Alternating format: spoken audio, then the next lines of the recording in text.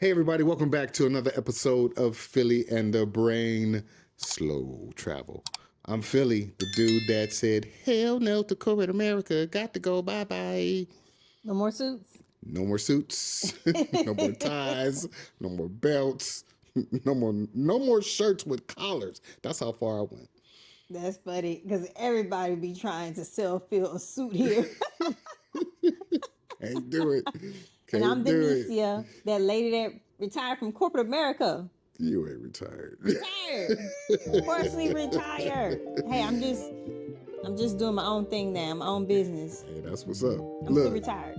In today's episode, we're talking about why we decided to choose Thailand and Vietnam for our base of operations for early retirement. We're going to give you 10 reasons why.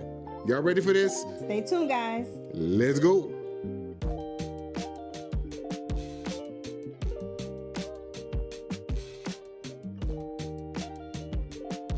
All right, so we've been asked this question more than any, really, out of all the questions people ask us.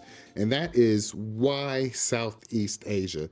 Specifically, why Thailand and Vietnam? Why did we choose this for our base for early retirement? Right. It's not just about the beautiful beaches or the inexpensive, reasonable cost of food. It's about being able to choose where you want to live and setting up your lifestyle that you can actually afford within your budget. That's right. It's all about your financial freedom, your number. And we talked about finding your number in a few episodes ago. All right, so we're breaking it down for you. Here we go.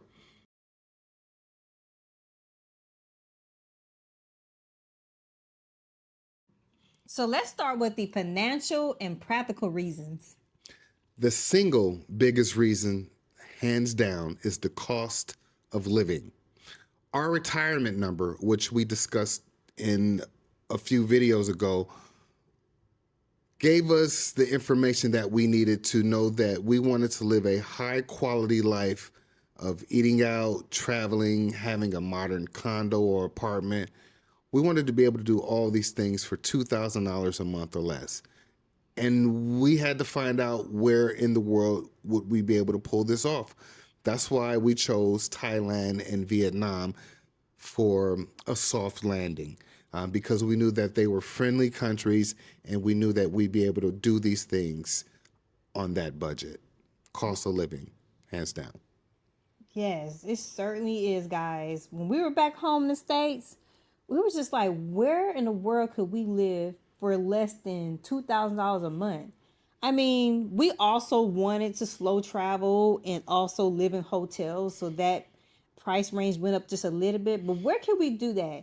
And when we did the research, we found out, oh, there are multiple cities within Vietnam and Thailand that you can do this. Bangkok, Hue Hin, Da Nang, Yes. Halong Bay. I mean, the list goes on. It's incredible. Thailand and Vietnam for the win. All right, so now let's move on to the next one. Quality healthcare. And this is crucial for early retirees. Both countries have excellent, affordable private healthcare. We're talking modern hospitals, English-speaking doctors, and prices that are a fraction of what you would pay in the States. This is a massive stress relievers for people who are considering moving to these countries. Quality healthcare for sure. It certainly is. We get a lot of questions in the comments. What type of healthcare insurance do you guys have? What type of dental service do you have? And the question is, or The answer to that is, we recommend Safety Wing. Safety Wing provides a lot of different options for you guys, and it covers you for every country minus your home country. Right. Now, I have to say, out of the two countries, Thailand and Vietnam, if we were scheduling something that we needed done, like a procedure, knee, foot, anything really, we would go ahead and schedule those things in Thailand.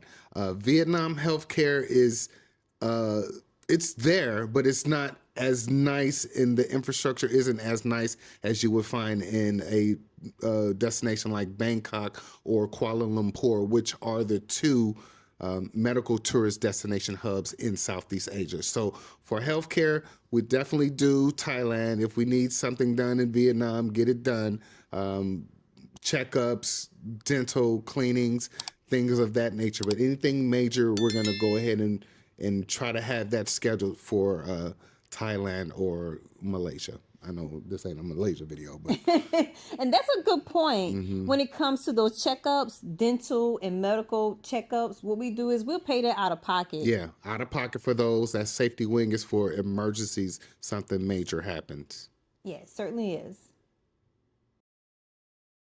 Let's talk about the infrastructure. So forget about those stereotypes that Yeah. you hear back home. Oh, it's dirty. No, no, no, no, no.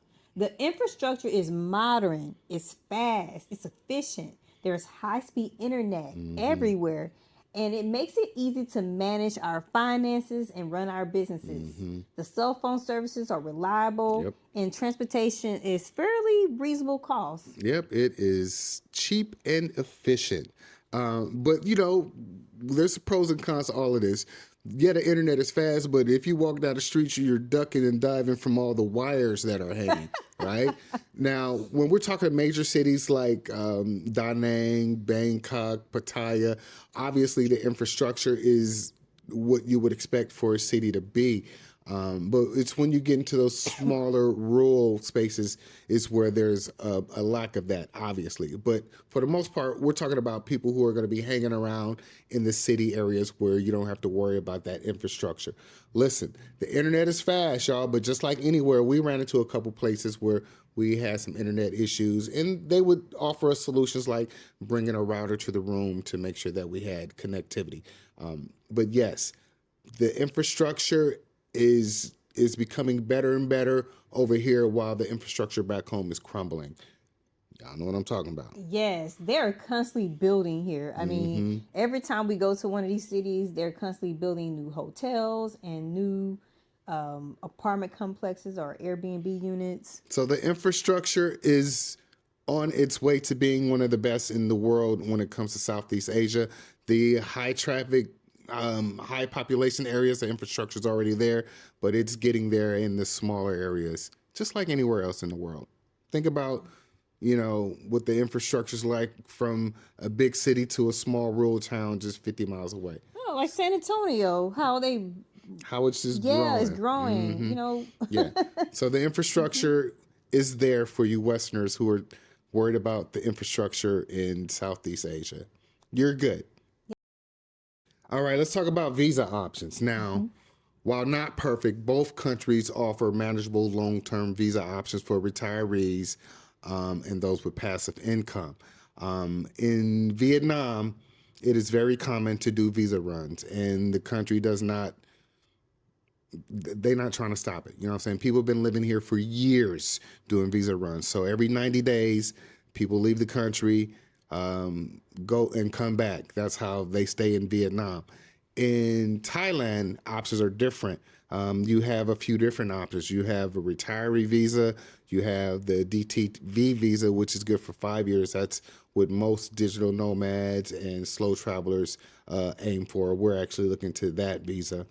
But Thailand has also been, in recent times, been cracking down on the visa rules. So visa rules change all the time. Depending on when you're watching this video, please do your visa research because these things change all the time, all right? yes, they can change in a day. So do your research. Yep. Wrapping up the financial and practical parts of this list is safety. Yes, guys, we feel incredibly safe here. I mean, I can walk down the street on my own. I don't need Phil to walk with me like I would typically back home. I'm just being honest. Thailand and in Vietnam have been very low when it comes to violent crime. I mean, we haven't heard or seen anything. I mean, we're not naive. You should always be aware and be alert no matter where you are. I'm saying like this, as a black man in Southeast Asia, it's like my nervous system has finally been given permission to take a break, to rest. It's like from being on high alert for the last 50 years to just that looks good on us black men. Come on out here if you want to breathe. Southeast Asia, is where it's at for safety, y'all. I don't know if you guys can even relate to that. I don't even know how to explain it. You're Yeah. safe here. Let's just say that you are safe here.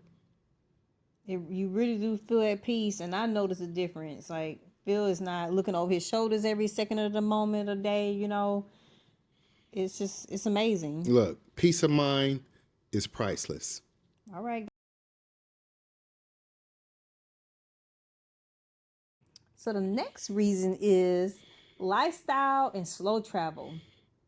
Yes, lifestyle and slow travel. So let's start with the food culture. Reason number 6.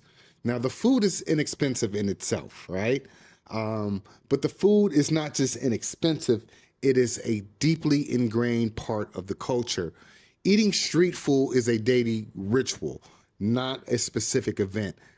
It's the heart of slow travel, eating where the locals eat, experiencing life through their daily routines. The food is amazing, y'all. It truly is amazing, and it's not just about trying the food at the street markets. It's also the local grocery stores. They have yes. places to eat there, and that's where a lot of the locals eat. A lot of people don't know about that at Listen. reasonable prices. And when you're slow traveling, you're obviously trying to keep your costs down. This is one of the major ways we do it. Anytime you step out to a Western spot, you spending twice as much, maybe 3 times as much as you would if you just went to the little mom and pop Thai or Vietnamese spot right here. You're gonna fill your belly for a fraction of the price. The food culture, you have to take part of that when you're traveling, you guys, or else you're cheating yourself from some major life experiences. Can't say enough about the food culture. Yes, and also, unless you stay at a hotel where you're taking advantage of those free breakfast, or lounge access where food is also free, take advantage of those opportunities. So if you're not doing that, then you should definitely be trying to eat where the locals are to Eat stay where the within budget. locals at. Eat like a local. Eat like a local. We need to put that on a t-shirt. Yeah, that's a good idea. All right, number 7, the welcoming people, both in Vietnam and in Thailand. Now, Thailand, it's called the land of smiles for a reason. Like, everybody is super friendly, super smiling all the time. Not so much in Vietnam, everybody ain't smiling at you, but they just as nice, y'all. I think that's the one difference. The Vietnamese just don't smile as much as the Thai, but they just as nice. Yes, they're very curious because it's still growing when it comes to different To Westerns people who look traveling like there. us Yeah, over that there, look like it's, us. it's different. The people are genuinely welcoming and respectful.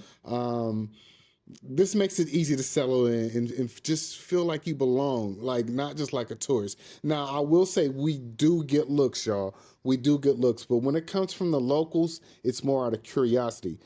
But the looks we get are from other tourists. Y'all need to go on home and mind your own business. Yeah, it's weird. We were surprised by that. It ain't the locals, it's the tourists. It's the tourists that would, give us a stare like, what are you guys doing here? Or, oh, how did you get here? It is You weird. take your ass back to the airport. It's my world too. Okay, guys, when it comes to the pace here, what's the pace like here, babe? Slow travel. And we mean by slow, we really mean slow. Because let me tell you something. You can go order some fast food. Phil and I actually tried Burger King. Burger King in Thailand is pretty interesting. Look, they say it's fast food, but it took a minute because they made it fresh. Yes. We just want, look, we don't even eat fast food back home. We just wanted to try it here just to say that we did it. And it was actually much better. But we are talking about the slower pace of life. Just an example, they slow at the Burger King too. They take their time for coffee, for conversations, for a meal. It forces you to slow down. Look, I was already at a slower pace, but the brain here, the best thing that has happened since we left America is she has had the opportunity to slow down. And Southeast Asia will make you slow down because things are just at a slower pace of life. When you leave the States and you go to a place like this, that's one of the first things that you are going to notice is the pace of life is different on this side of the planet. It certainly is, because back home I was always just working. I had this routine, getting up 5 o'clock in the morning, working out and going to work, and was always working for 12, 14 hours, just in a rush to do everything, trying to complete a project. I mean, what's the point of rushing when another project was going to come along? But that was just the way my mind worked. Now I'm here, I really take my time. Phil has to wait hours for me. That's how they have you programmed in the States. They have you programmed. All right, number 9 reason that we chose Thailand and Vietnam for our hub for slow travel and early retirement is because it is a central hub for travel, you guys. Look, Bangkok Airport, you can get anywhere in the world from there. You could take short flights, cheap flights to dozens of other countries, Laos, Cambodia, Malaysia, the Philippines. We flew to Bali from Bangkok. It gives us the freedom to explore the world without breaking the bank. Again, because once you're over here, the flights to other places are not that expensive. So yes, this is a beautiful hub, central hub for traveling. Yeah, I would say the most we paid for a flight of 2 was probably like $212. Yeah, and that was when we went from Bangkok to Bali. Yeah, not some that of bad them at a all. lot less than that. And that was like a 4-hour flight or something. Yep.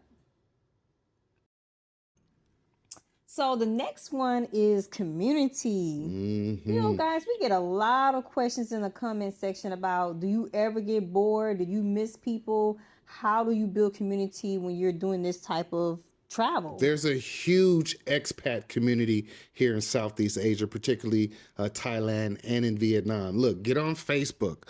They got groups for everything. You're looking for a place to stay, tap into an expat community. You can find a long-term place to stay that way. You're looking for fellowship, where to get your hair cut. Tap into community. We are part of the Grounded Life retirement community, and we've been tapping into that since before we left the States, because people have made the mistakes before you. Why do that when you can just tap in, get your questions answered, and have an easier time when it comes to your experience? Right. And it's at your own pace. You don't have to always connect in every community. You can take your time and connect with these communities in different cities. And let me say, it's a small world, because we were in Vietnam, in Da Nang, having breakfast or lunch, I believe, and we met a couple there that recognized us from our YouTube channel. Yeah. And you just start to build your own community. When you run into people who look like you on the other side of the planet and you stop and you have a conversation, that's how you build community. One conversation at a time. Yes, we all in this together. So start out by hitting up the Facebook communities. If you're interested, to our link in the description for the Grounded Life Retirement community, our link is there. Listen, community just makes the transition easier and provides a built-in social life. Yes, it does. Like-minded people. Like-minded people.